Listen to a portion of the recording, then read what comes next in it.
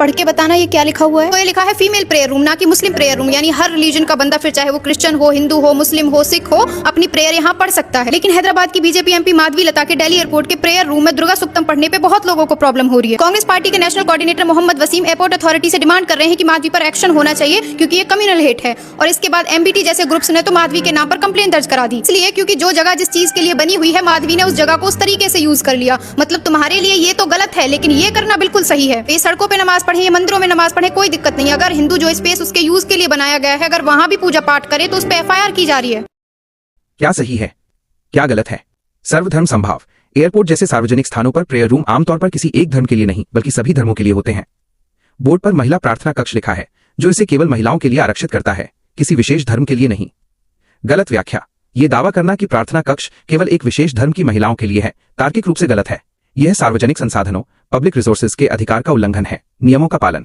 यदि कोई शांत रहकर अपने धर्म का पालन कर रहा है, तो वो उसका संवैधानिक अधिकार है।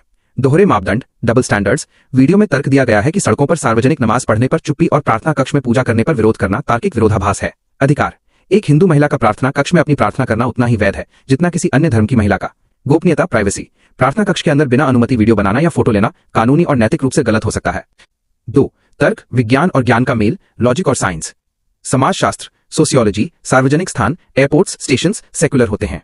यहां दी गई सुविधाएं मल्टीफेथ होनी चाहिए। अगर हम इसे धर्म विशेष बनाएंगे तो यह सामाजिक तनाव, सोशल फ्रिक्शन पैदा करेगा। प्रबंधन तर्क, लॉजिस्टिक्स और एफिशिएंसी। विज्ञान और इंजीनियरिंग की भाषा में कहें तो प्रार्थना कक्ष एक डेडिकेटेड स्पेस है।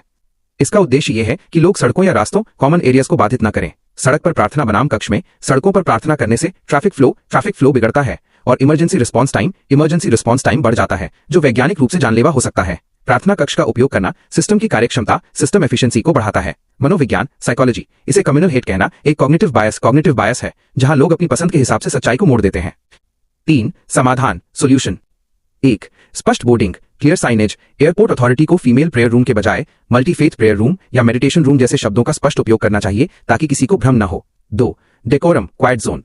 प्रार्थना कक्ष के नियमों में स्पष्ट होना चाहिए कि यहां कोई भी शोर नहीं करेगा। यदि माधवी लता का पाठ शांत था तो वो सही है, यदि वो दूसरों को डिस्टर्ब कर रहा था तो वो गलत है। 3. सार्वजनिक स्थानों पर पाबंदी। जैसा कि वीडियो में दिखाया गया, सड़कों पर किसी भी तरह की धार्मिक गतिविधि को वैज्ञानिक और सुरक्षा कारणों से प्रतिबंधित किया जाना चाहिए और प्रार्थना कक्षों के उपयोग को प्रोत्साहित करना चाहिए।